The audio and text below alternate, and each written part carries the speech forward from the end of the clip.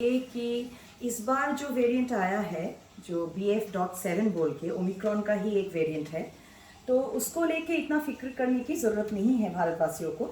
उसकी वजह ये है कि काफ़ी सारा जो हम लोग न्यूज़ देख रहे हैं बेसिकली सोशल मीडिया पे जो चाइना में अपलोड हो रहे हैं वीडियोस, उसको लेके भारत में काफ़ी एक पैनिक सिचुएशन क्रिएट जैसे कि हो जाएगा ऐसा मुझे महसूस हो रहा है, क्योंकि काफ़ी सारे पेशेंट्स भी मेरे पास आते हैं, बोलते हैं कि आज न्यूज़ में ऐसा देखा, सोशल मीडिया में ऐसा देखा, चाइना में ऐसा हालत है और अभी भारतवर्ष में भी ये वेरिएंट डिटेक्टेड हो चुका है, गुजरात में भी हुआ है।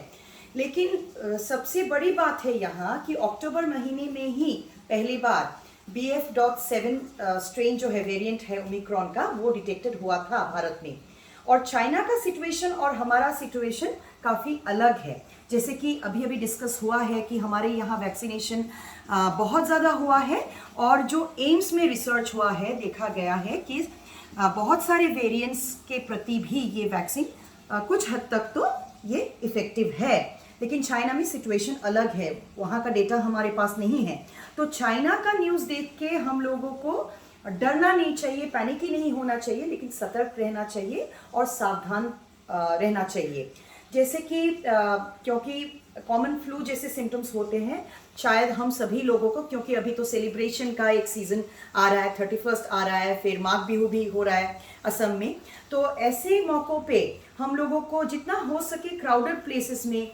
प्लेसेस को अवॉइड करना चाहिए, मास्क पहनना चाहिए जितना हो सके, और डरना नहीं चाहिए, पैनिक नहीं होना चाहिए। और किसी इंसान को अगर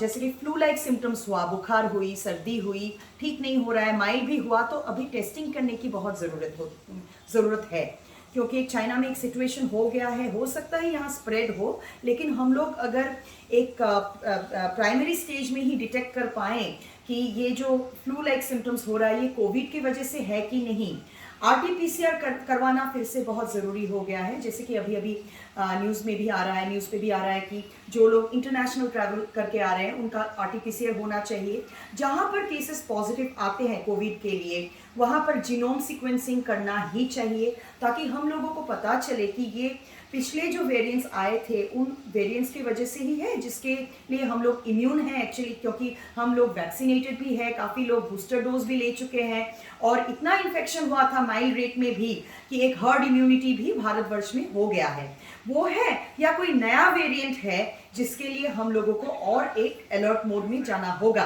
इसीलिए टेस्टिंग ज़्यादा ज़रूरी है, जीनोम सीक्वेंसिंग ज़्यादा ज़रूरी है। और अगर राइजिंग केसेस आते हैं जीनोम सीक्वेंसिंग के बाद, अगर हमें पता चलता है कि ये पुरानी जो स्ट्रेन्स है वो वाले नहीं हैं, नए वेरिएंट्स के स्ट्रेन्स जो है वो काफ़ी बढ़ रहा है, तो शायद वो एक अलर्ट मोड में जाने की एक साइन या एक सिग्नल हो सकता है। इसके अलावा अगर अब तक अक्टूबर महीने से हम लोगों ने देखा है कि हॉस्पिटलाइज केसेस में कोई राइज नहीं है, इंक्रीज नहीं है,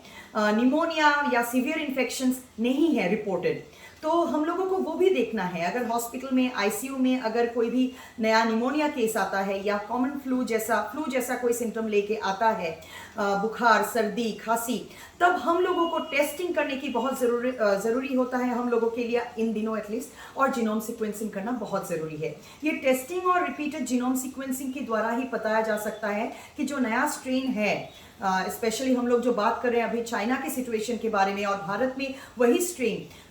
BF.7 के बारे में जो भारत में भी पाया गया है, अगर वो अभी तक तो वो रिस्की नहीं है, अगर वो रिस्की हो जाता है, नंबर ऑफ केसेस बढ़ता है या ICU एडमिशन्स बढ़ता है, तब हो सकता है कि हम लोगों को और भी अलर्ट होके, जैसे कि पिछले 2 सालों में हम लोगों ने जो स्ट्रैटेजीज लिया है वो लेने की ज़रूरत पड़ सकती है। अभी नहीं, अभी खाली हम लोगों को मास्क पहनना है, ज़्यादा क्राउडेड प्लेसेस में नहीं जाना है, अगर फ्लू हो गया है तो रैपिड टेस्ट करवाना है, फॉरेन लैंड से ट्रैवल करने के बाद RT-PCR करवाना है, पॉजिटिव